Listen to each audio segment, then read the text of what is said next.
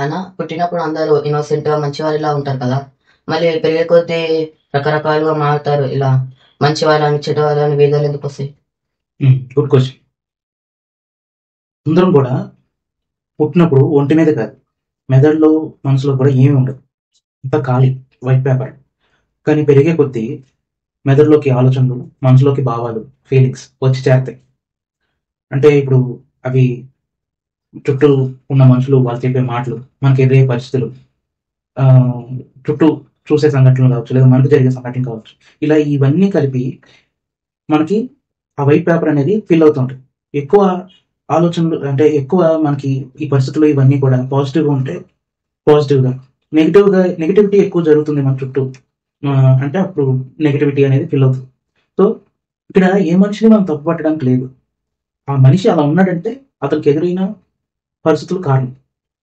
So ఆ తర్వాత ఒకానొక దశకు వచ్చిన తర్వాత, అంటే ఒక స్టేజ్కి వచ్చిన తర్వాత, అంటే ఏ స్టేజ్కి కాస్త maturity, what is good, what is bad అని తనకు తాను అనలైజ్ చేసుకోగలిగే స్థితికి మనిషి వచ్చినప్పుడు, అంటే ఆ వయసు ఫర్ ఎగ్జాంపుల్ ఒక 20-21, దట్ ఈస్ ద, ఎందుకంటే టీనేజ్ దాటిపోయాక మెచ్యూరిటీ అనేది ప్రతి మనిషికి వస్తుంది.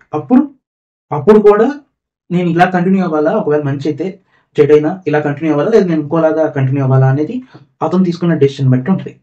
అప్పుడు దాకా ఈ తన మీద తనకి పూర్తి కంట్రోల్ ఉండదు. ఈ పరిస్థితులు, ఈ మనుషులు ఇన్ఫ్లుయెన్స్ వల్ల అలా వచ్చేస్తాడు. అక్కడి నుంచి 20-21 ఇయర్స్ నుంచి తను అలాగే కంటిన్యూ అవ్వాలా, లేదా ఇంకోలాగా ట్రాన్స్ఫార్మ్ అవ్వాలనేది అది తన కంట్రోల్లో ఉంటుంది.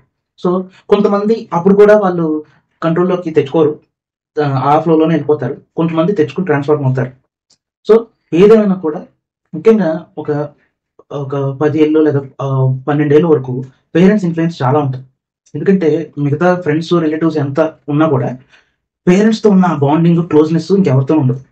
ప్రతిదీ పేరెంట్స్నే మెజర్మెంట్గా తీసుకుంటాం. వాళ్ళు అలా తింటుంటే చూసి, ఓహో ఇలా తినాలేము, వాళ్ళు ఇలా మాట్లాడుతుంటే ఎవరితో ఓకే ఇలా మాట్లాడాలేము, ఇట్లా బిహేవ్ చేయలేము, ఇట్లా చేయలేము, ఇట్లా ఉండాలేము అని ప్రతిదానికి వాళ్ళని కొలమానంగా, వాళ్ళ మెజర్మెంట్గా తీసుకుంటారు. సో పేరెంట్స్ సర్టెన్ ఏజ్ వచ్చే వరకు పేరెంట్స్ యొక్క ఇంపాక్ట్, ఇన్ఫ్లుయెన్స్ చాలా ఉంటుంది నువ్వు ఎలాంటి వాడిగా అవ్వాలన్న దాని మీద. ఆ తర్వాత ఫ్రెండ్స్, ఆ తర్వాత ఇంకా వేరే వేరే నీకు ఎదురే సిచ్యువేషన్స్, స్కూల్లో టీచర్స్ కావచ్చు, నీకు ఎవరైనా కావచ్చు.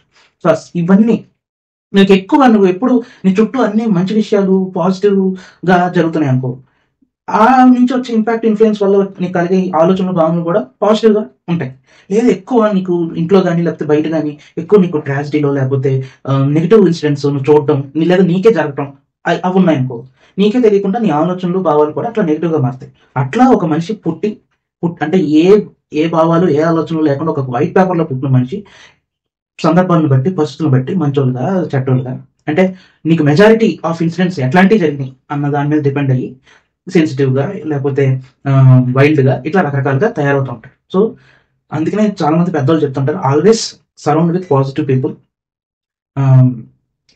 పెరిగే వాతావరణం కొన్ని మన కంట్రోల్లో ఉండవు, కానీ ఏవైతే మన కంట్రోల్లో ఉంటాయో అవన్నీ వీలైనంత వరకు పాజిటివ్గా ఉండేలా చూసుకోగలిగితే మనం అనుకోవచ్చు ఆ టైంలో మనకేం తెలియదు కదా, ఓకే కనీసం మన పెద్దలు లేకపోతే మన వెల్ విషర్స్ ఎవరైనా ఉంటారో మనకి కాస్త మెచ్యూరిటీ వచ్చేంత వరకు వాళ్ళు అలాంటి పాజిటివ్ ఎన్వైరన్మెంట్ ప్రతి పిల్లడికి లేదా ప్రతి వ్యక్తికి కలిగించగలిగితే అందరూ వీలైనంతలో మంచిగానే అడగడానికి అవకాశం ఉంటుంది.